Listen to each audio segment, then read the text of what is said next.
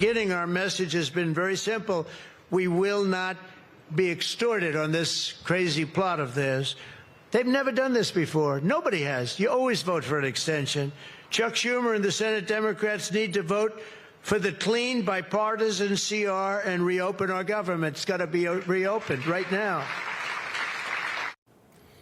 25 days since the federal government was partially shut down by the Democrats. President Trump still hopeful, though, that more Democrats will break from their colleagues and join Republicans in reopening the government. More federal workers are being furloughed each passing day. Members of President Trump's cabinet have needed to tighten their agency's budgets to stay afloat amid this political attack. One of those cabinet members is President Trump's administrator of the Environmental Protection Agency and former New York Congressman Lee Zeldin, who joins us in our New York studios. Good to see you. Good to see you, too. Thank you for being here. All right. It's been nearly a month. Personally, I don't think that a lot of folks are really missing Washington and what's going on in Washington, but there are impacts. Talk to us about how the shutdown is impacting your agency, the EPA. EPA operates off a lot of multi-year funding. So we had carryover funding. When we woke up on October 1st, it's not like we were at a total lapse. Now, a total lapse of funding at EPA is an 89% furlough. What has happened now, because there's these multiple carryover pots, is that the money starts to run out. And just this past Monday, we had to furlough approximately 4,000 employees. So that was the largest furlough so far. When we came in at the beginning of the year, EPA was a little over 16,000 total staff. With reorganization, we are getting down to 12,500, which is about a $750 million a year annual savings. Wow. There's a lot we've been doing all year long to right-size this agency. We do not want one more or one less than what we need to be able to fulfill our statutory obligations and power the great American comeback, fulfilling President Trump's priorities. Let's talk about that, because you have been busy. I was at the EPA. I worked there during the Bush administration. There's a lot of deep state activity there, and particularly when it comes to what the president calls the Green New Scam. You've been doing a lot with deregulation and trying to ensure that the economy can thrive without burdensome regulations. So talk to us about what you believe you've accomplished so far as administrator at the EPA. We believe that you could protect the environment and grow the economy. It's not a binary choice. Right. And that's a change. You know, a lot of Americans, a lot of your listeners would agree with that, but unfortunately, that's not the way that it was there. We are going through a deregulation process because we inherited a big mess that we need to fix that would amount to, in 1 year, more deregulation than entire federal governments have done across all agencies across entire presidencies. Wow. Just one agency, 1 year at the Trump EPA. On top of that, we believe that there should be a zero tolerance policy for any waste and abuse. And what we found coming in was that there were tens of billions of dollars going out the door in a way the EPA didn't even know how to spend it. And they were giving money towards favored parties, environmental NGOs, through self-dealing and conflicts of interest, unqualified recipients. There was reduced agency oversight. And what we did was, even though the EPA had an operating budget of $10 billion a year, we've canceled now over $29 billion worth of grants. On top of the real estate consolidations, the staff reductions, the canceled media subscriptions, the closed EPA museum that no one knew about or even visited. There's been a lot of savings, too. Yeah, no, a lot of the stuff that we saw at USAID was also happening at that kind of spending was also happening at EPA, and you've been tackling that. The president is heading to Asia. He's going to the APEC summit. There's discussion that there may be a conversation with Communist Chinese President Xi Jinping about rare earths. Now, these are critical metals that we have here, but they have been blocked by the environmental community, and our ability to access those and compete on a global scale have been blocked for decades now.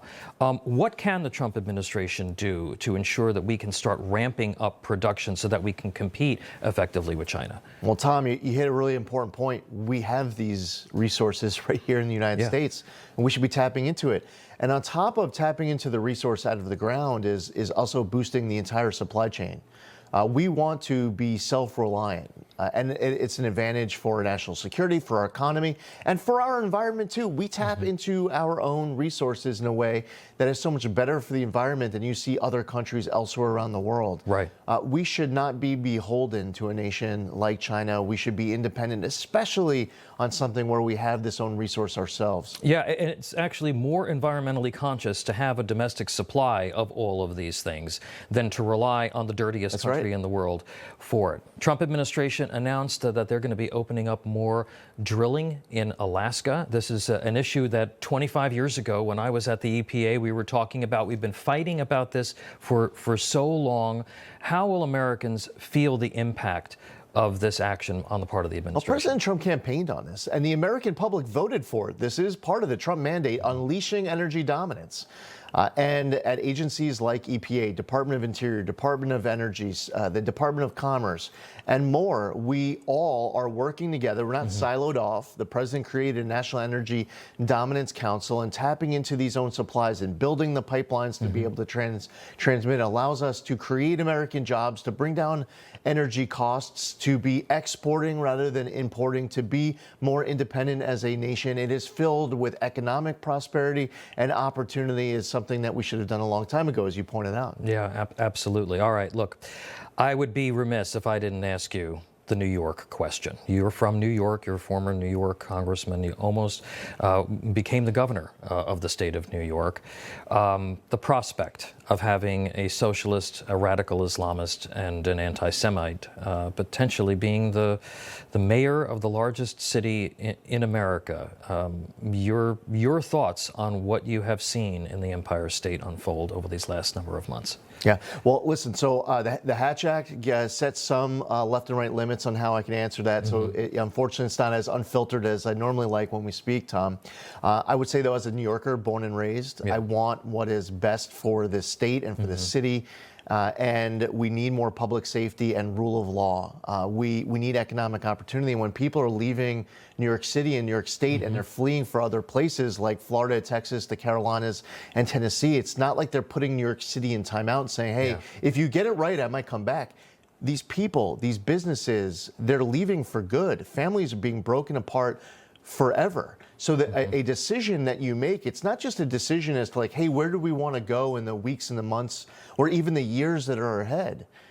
These decisions, whenever any American in any of these races head to the polls, you really need to be thinking about way into the future. And for New Yorkers, I think it's certainly a crossroads moment. And it's just important to get informed, to participate in the process, and to think about the future, not just what's right in front of you, but long term.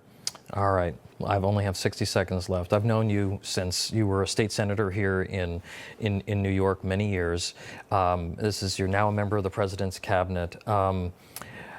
How do you like being in Washington and serving in that capacity? Well, President Trump he's just so locked in. It's one thing to have 4 years in office, but then you have 4 years to reflect on it. You have 2 assassination attempts. You win all the battleground states. You win the popular vote, and it's a term that he wants to make the most of any minute, of every day, of every opportunity. And he assembled his team. We worked together. There's great chemistry, and it's about making every moment count. We've staffed up right. There's an important mission ahead of us. We just want to make the American public proud.